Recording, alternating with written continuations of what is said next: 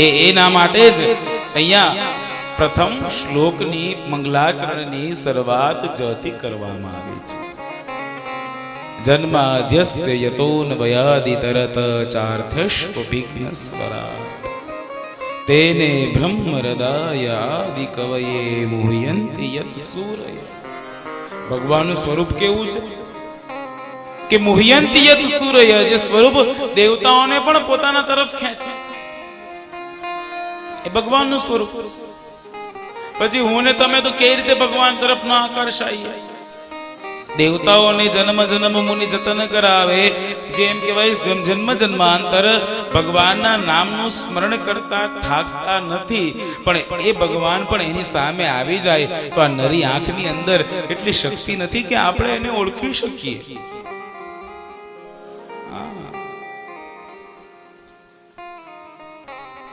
આવો કાંતિભાઈ, આપણે એને ઓળખી શકીએ તો એ સ્વરૂપ કેવું છે કે દેવતાઓને પણ પોતાના તરફ ખેંચે છે. કૃષ્ણના નામનો અર્થ થાય છે યોગી નામ મનઃ કર્ષયતિ. કર્ષ એટલે કે ખેંચે, જે યોગીઓના મનને ખેંચે એ કૃષ્ણ છે. પણ અહીંયા લખવામાં આવ્યું અંતમાં સત્યમ પરમ ધીમ. કોઈ બાબાજીને પ્રશ્ન પૂછ્યો કે બાબા, આપ કથા તો ભગવાન કૃષ્ણ ચરિત્રની લખવા માટે જઈ રહ્યા છો, તો આપ અહીંયા કૃષ્ણમ પરમ ધીમહિ લખવાનું હતું, તમે કેમ અહીંયા સત્યમ પરમ ધીમહિ લખ્યું? ચાલો ભગવાન કૃષ્ણનું નામ ન લખ્યું તો ભગવાન રામ બે એક જ છે, વિષ્ણુનો અવતાર છે. આપે અહીંયા રામમ પરમ ધીમહિ કેમ ન લખ્યું? એનાથી આગળ શિવમ પરમ ધીમહિ કેમ ન લખ્યું?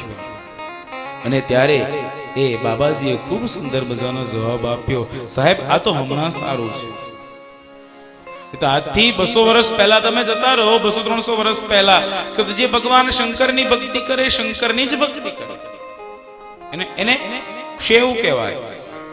જે ભગવાન નારાયણની ભક્તિ કરે એને વૈષ્ણવ કહેવાય. એ ભગવાન નારાયણની જ ભક્તિ કરે. એમાં પણ એવું બાજુ હતું કે વૃંદાવન બાજુના અમુક લોકો ભગવાન નારાયણના બાળ સ્વરૂપને જ, કૃષ્ણના બાળ સ્વરૂપની જ પૂજા કરે. આપણે આ બાજુ દ્વારિકા બાજુ ભગવાનના, પણ ભગવાન મોટા જ નથી થયા, એની જ ઉંમર છે.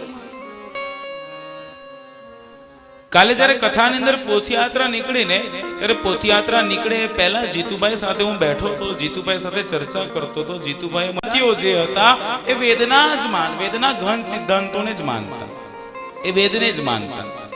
એ લોકો એમ કહેતા કે વેદ સર્વોપરી છે ને. એમ સાહેબ, વેદ આપણી હાઈકોર્ટ છે, આપણી સુપ્રીમ કોર્ટ છે, વેદની ઉપર બીજી કઈ વસ્તુ.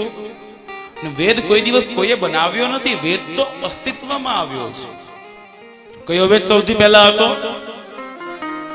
ગઈકાલે કીધું મેં, આંગળી ઊંચી કરીને બોલો. બરાબર છે, પરફેક્ટ બોલો છો. અમુક જે બોલો છો પરફેક્ટ છે. ઋગ્વેદ. ઓકે, પ્રથમ કયો હતો? ઋગ્વેદ. એ ઋગ્વેદ માંથી બીજા 3 વેદ કયા બન્યા? સામવેદ અને અથર્વવેદ. સામવેદ અને હજી એક બાકી ને, યજુર્વેદ. યજુર્વેદ, સામવેદ, અથર્વવેદ અને ઋગ્વેદ.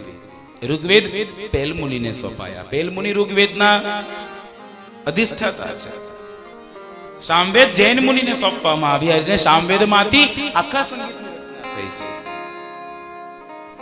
યજુર્વેદ વૈશંપાયન ઋષિને આપવામાં આવ્યા અને જે અથર્વવેદ હતા એ સુમંતુ મહારાજને સમર્પિત કરવામાં આવ્યા. પણ એ વેદનો ન્યાસ કરી નાખ્યો. પણ વ્યાસજીને એમ હતું કે ત્યારના લોકો જે ભગવાન શંકરને માને એ શંકરને જ માને, જે માતાજીને માને એ માતાજીને જ માને, જે વિષ્ણુ ભગવાનના ચરણમાં અનુરાગ રાખે એ વૈષ્ણવોને જ માને. ને આ ગ્રંથને મારે કોઈ એક સમુદાય માટે, કોઈ એક સંપ્રદાય માટે નથી બનાવવો, આને મારે વૈશ્વિક કરવો છે. જે પ્રત્યેક વ્યક્તિ, ભગવાન શંકરની પણ આમાં કથા છે, મારી માં સતીના દેહ ત્યાગની પણ કથા છે, આમાં ઉપનિષદના પણ સિદ્ધાંતો છે, વેદના ગહન મંત્રોના પણ અર્થ છે. એટલે ભાગવત શું છે ખબર? ભાગવત, વેદ, ઉપનિષદ અને બીજા બધા જ પુરાણોનું કોકટેલ છે. કોકટેલમાં ખબર પડે ને?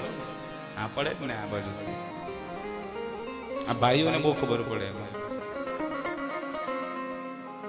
એનું આખું વ્યાસજીએ શું કર્યું ખબર?